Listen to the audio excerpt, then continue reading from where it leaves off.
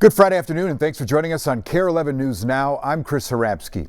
New this afternoon, Manny Collins' father is in court trying to get a change of venue for his upcoming trial. The 38-year-old Jordan Collins legal team asked the judge for the change, saying a fair and impartial trial is not possible in Anoka County because of extensive media coverage of that case. Collins was charged after officials found 16-year-old Manny's remains in an Elk River landfill following a search that spanned more than a month. This week, federal agents raided Brotex Manufacturing in St. Paul, arresting 14 people, according to ICE, on immigration violations.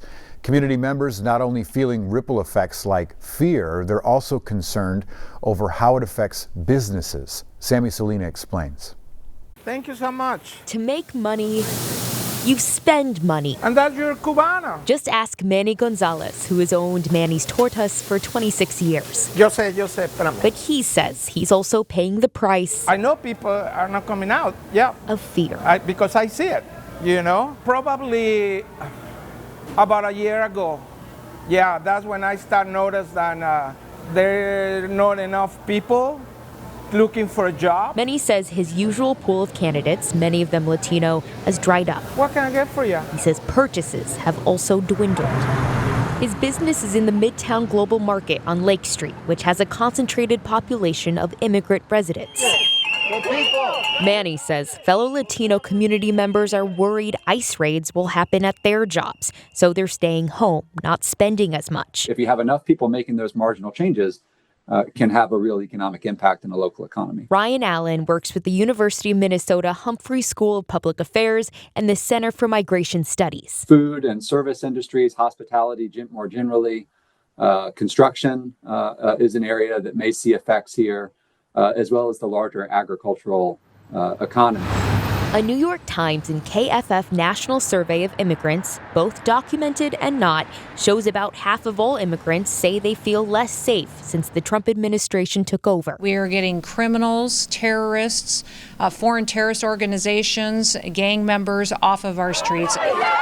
According to the Deportation Data Project at UC Berkeley, ICE detainees are mostly nonviolent offenders. There's also been 170 legal citizens detained, according to ProPublica. Allen says that has ripple effects. I'm carrying a copy of my passport just to prove that I'm a citizen. But this business owner says he's not just worried about dollars and dimes, it's the uncertainty. The most sad part is the human impact. Sammy Salina, KARE 11 News. Experts say most undocumented people are in the Twin Cities, but smaller communities where immigrants make up a larger percentage of the population, the impacts are likely to be felt even more. Operations at Lambert Airport in St. Louis are back to normal today after a man with a knife was shot inside Terminal 1 early this morning. Officers say they discovered the man inside the terminal around 1 this morning and told him he needed to leave. That's when officers say he refused and pulled out a knife. Officers then used a taser, but they said that didn't work. And an officer fired his service weapon. Life-saving measures were used on the suspect, but he died at the scene. That incident's under investigation. Developing right now, President Trump is urging Ukraine to agree to a new peace plan that he is backing by Thanksgiving. That proposal would grant key demands to Russia, though the Kremlin says it has yet to see details of the plan. Some of those demands include land concessions from Ukraine and would limit the size of Ukraine's military, both of which have already been rejected by European leaders and Ukraine previously. Ukrainian President Zelensky not mincing words about this deal in a social media post earlier today. This is one of the most difficult moments in our history. The pressure on Ukraine is now at its most intense. Ukraine may now face a very difficult choice, either the loss of dignity, or the risk of losing a key partner, or 28 difficult points, or an extremely harsh winter. U.S. officials say the final agreement would require concessions on both sides. Trump said today the timeline for Ukraine to agree is at an appropriate time, and that the U.S. has no plans to lift sanctions on Russia while the administration waits for a response to that peace proposal. Today kicks off the busy Thanksgiving travel period. That's according to Airlines for America. And right now, MSP is preparing for a busy next couple of weeks. Between today and Monday, December 1st, MSP expects more than 440,000 people to pass through TSA. They say the busiest day before Thanksgiving is expected to be next Wednesday.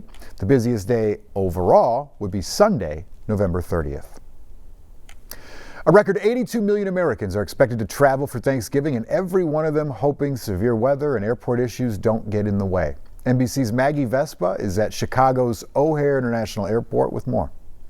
Hey there from O'Hare, busy as expected on this kind of kickoff day to the Thanksgiving travel rush. But so far things appear to be moving along smoothly, both here and relatively so nationwide. We're seeing delays and cancellation numbers nationwide remaining relatively low, so that's good news. This with, of course, all eyes on America's airports for the next week or more as a historic number of Americans head out for the holiday. This morning, the record Thanksgiving rush is on, with 82 million Americans set to travel, many hungry for a holiday feast with loved ones. I'm going to go visit my brother in Tennessee. Yeah, I haven't seen my aunt in over 5 years. 31 million passengers set to fly this week. That surge already hitting a snag, with severe storms and flash flooding overnight wreaking havoc in Texas, rain forcing evacuations and cancellations stacking up.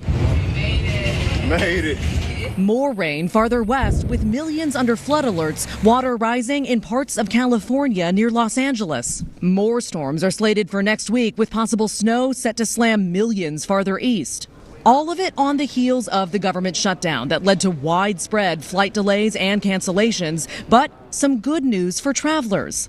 This morning, United, American, Delta, and Southwest Airlines all tell NBC News they're confident they can handle the holiday rush. Same goes for airports nationwide. Officials asking the public to do their part. Our message is simple.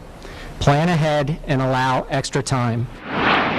Advice echoed by industry analysts who say passengers should download their airline's apps, consider rerouting connections around severe weather, and keep a change of clothes just in case. Tempers may be short, so leave extra time for any hiccups to happen. Most travelers are expected to hit the roads, with at least 73 million people driving to their Thanksgiving destinations. Best advice for weathering the holiday rush? Pack your patience.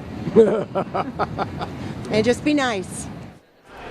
Yeah, that's good advice. Back to those lasting ripple effects from the government shutdown. The Trump administration this morning officially announcing those $10,000 bonuses for, they say, nearly 800 air traffic controllers and technicians who worked through the shutdown. Transportation Secretary Sean Duffy calling them patriotic men and women who, quote, never missed a beat and kept the flying public safe.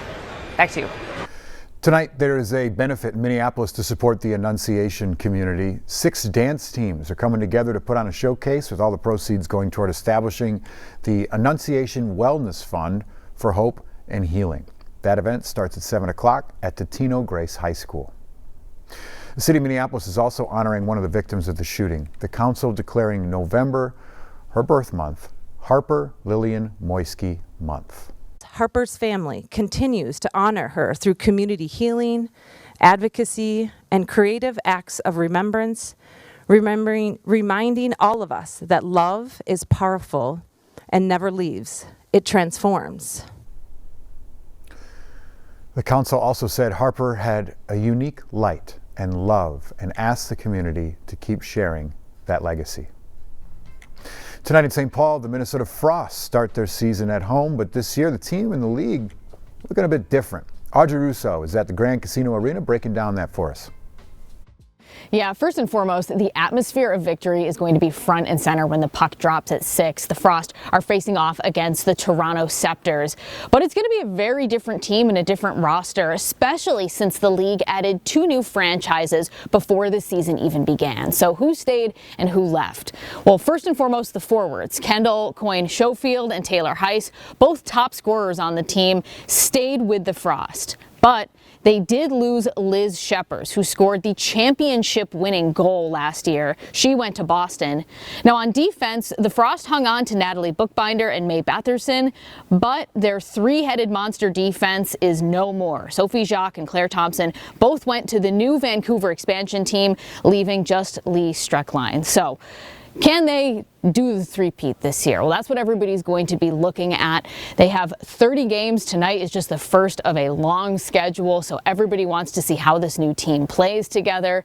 And also, if you are looking to go tonight and you still don't have tickets, I did take a look online, and it looks as though the ticket prices start at about $37 and go up from there. Back to you. All right, thanks, Audrey. Stick with us. We got more news and weather coming up after the break.